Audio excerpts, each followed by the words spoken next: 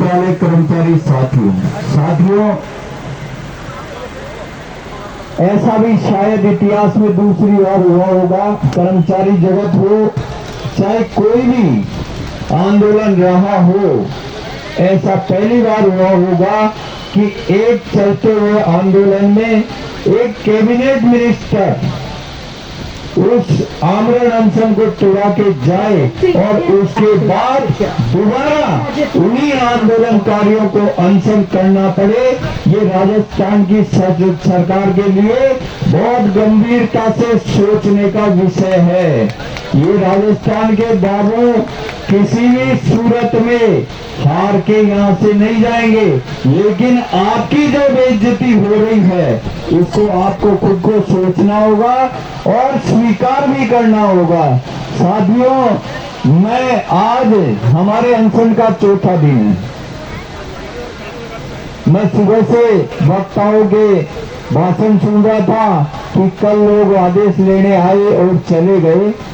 ऐसा हमें नहीं सोचना चाहिए। क्यों नहीं सोचना चाहिए? कि जो साथी इस उम्मीद से यहाँ आए थे कि कल हमारा फैसला हो जाएगा और हम सब उसमें शामिल होंगे, वो भी हमारे साथ लगातार हमारे आंदोलन में संघर्षशील हैं और वो भी लगातार हमारे आंदोलन का हिस्सा बने हुए हैं। साथियों, हो सकता है पांडाल की उपस्थिति किसी दिन ज्यादा, किसी दिन कम और किसी दिन बहुत कम हो। इससे आपके आंदोलन के संघर्ष का किसी भी सूरत में ये अंदाजा नहीं लगाया जा सकता कि यह आंदोलन कमजोर है। साथियों, मैं आपको इतना ही आश्वस्त कर सकता हूँ कि या तो यहाँ से मेरी लाश जाएगी और या सरकार निर्णय करेगी। दो ही चीज है, इसके अलावा तीसरी चीज नहीं है। और मैं आपको यह भी आश्वस्त करता हूं, जो मैंने प्रथम दिन मेरे वक्तव्य में कहा था वो आज दोहरा रहा हूं कि मुझे इस मंच के नीचे राजस्थान सरकार का या पुलिस का कोई भी नुमाइंदा नहीं उतार सकेगा। ये मेरा आपसे वादा है। या तो मैं प्राण ही त्यागूंगा और या राज्य सरकार आदेश करे। और मैं ऐसा मेरे लिए ही नहीं कह रहा हूं, मेरे साथ साथ बहुत से मेरे साथी मंच पे बैठे हुए हैं जो इसी संकल्प के साथ बैठे हुए हैं। राज सिंह जी, सरकार एक दिन दो दिन आपने जो भी समय दिया है उसमें निर्णय कर ले, बहुत अच्छी बात है। वरना मैं आपसे निवेदन करना चाह रहा हूं कि हम अनशनकारी साथी, अगर सरकार जब भी आप आदेश करें एक दिन दो दिन में, अगर सरकार मान जाती है और हमारा निर्णय पूर्णतः कर देती है तो बहुत बढ़िया है। नहीं तो इस आमरण अनशन के साथ इसी पांडाल में हम जल समाधि लेने के लिए पूरी तरह तैयार हैं। या तो यहां से मर के जाएंगे दोस्तों, और या परिणाम लेके जाएंगे। किसको ज्वाइन करना है, किसको यहाँ रुकना है, ये फैसला ये मंच नहीं कर सकता। ये फैसला आपको सबको बैठे हुए साथियों को करना है। कौन क्या कर रहा है, क्या नहीं कर रहा है। लेकिन हाँ, मैं ये आश्वस्त करता हूँ आपको, चाहे मेरी प्रदेश कार्यकारिणी के लोग ही यहाँ बैठे रहे, ये आंदोलन जारी रहेगा, रुकेगा नहीं। ये जीवन के अंतिम क्षण तक जारी रहेगा। साथियों, कुछ साथी कह रहे हैं कि अधिसूचना तक या हम अधिसूचना तक इस आंदोलन को ले जाएंगे, अधिसूचना आने ही नहीं देंगे हम आपकी।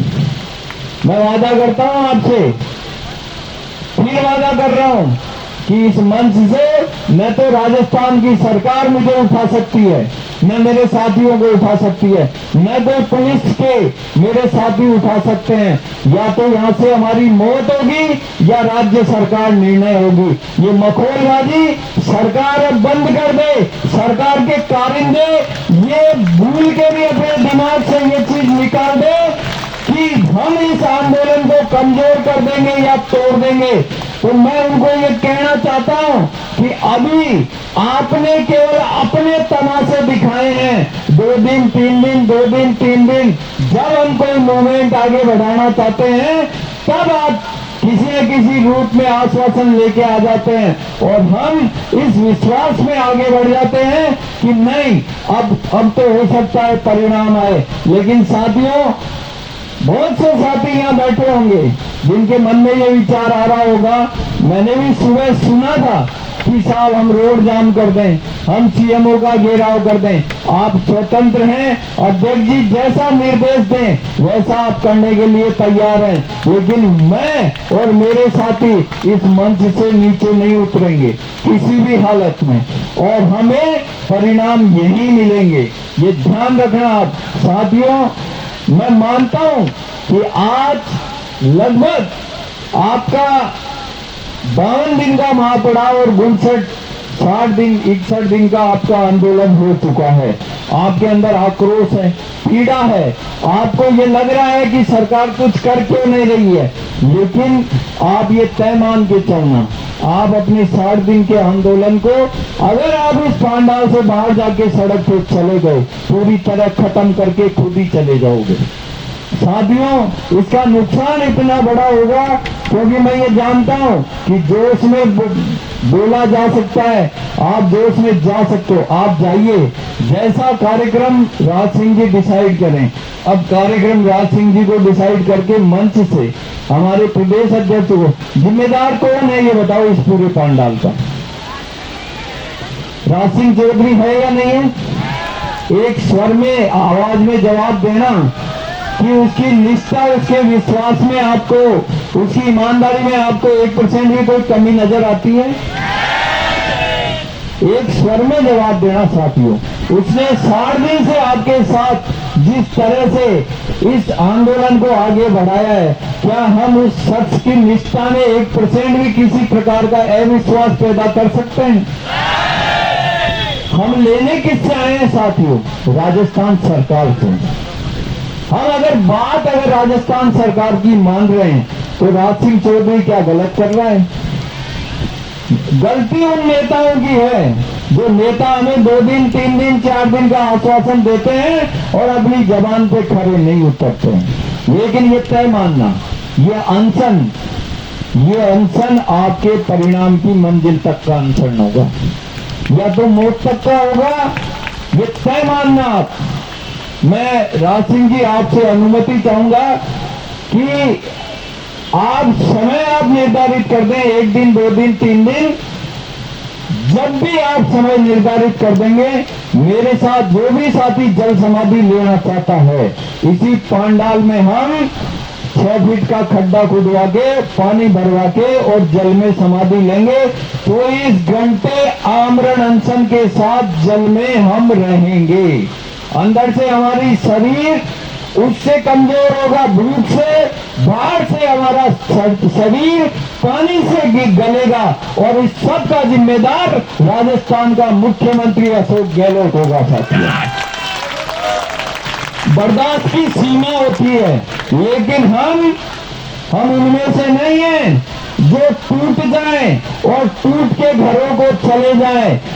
मैं राज सिंह जी फिर आपसे निवेदन करूंगा कि दिन आप डिसाइड कर दीजिए, ज्यादा लंबा समय अब मत लीजिए। हम यहाँ पे जल समाधि लेंगे, 100% लेंगे, और सारे अनशनकारी जो भी मेरे साथ, किसी के साथ दबाव नहीं है, जो भी मेरे साथ जल समाधि लेना चाहता है, हम यहाँ जल समाधि लेंगे और आप उसकी तैयारी कीजिए।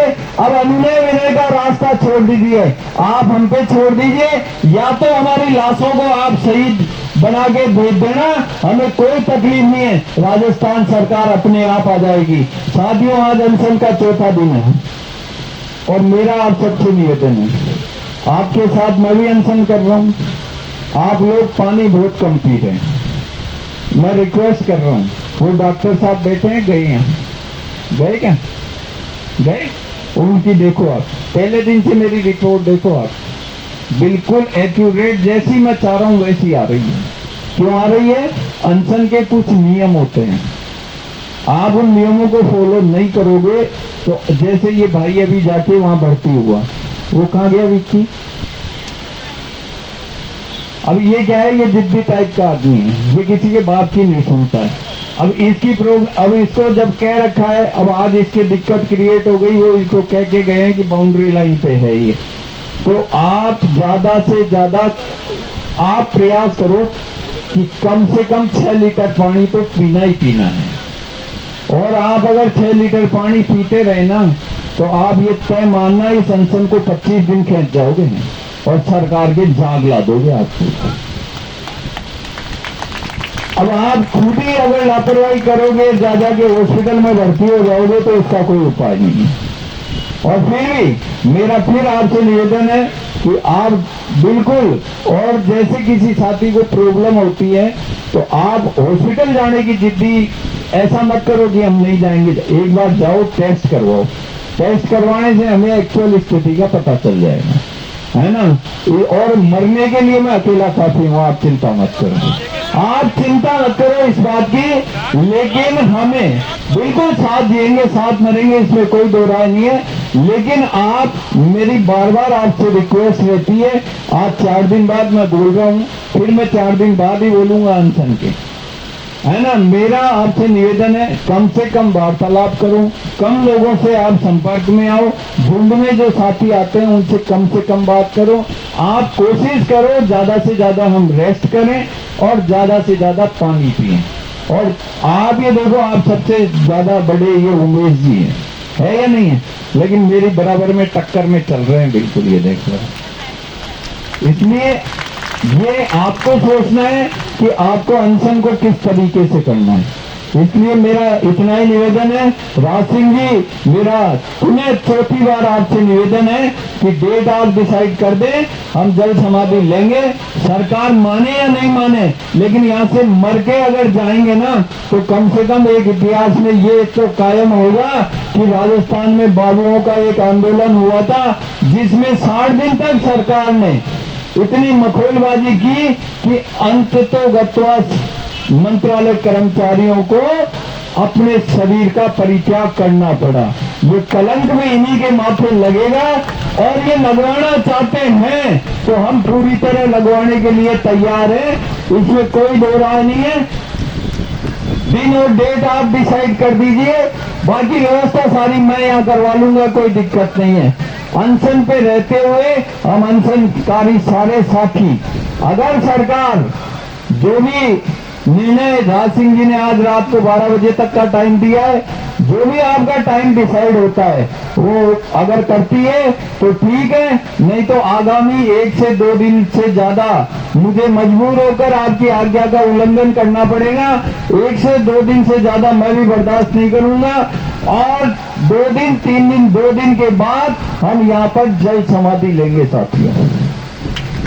इस तरह का जो सरकार का व्यवहार है, ऐसा जिनको कहते हैं संवेदनशील, जिनको कहते हैं गांधीवादी, मुझे ये लग रहा है आज तो महात्मा गांधी को भी शर्म आ रही होगी बिल्कुल।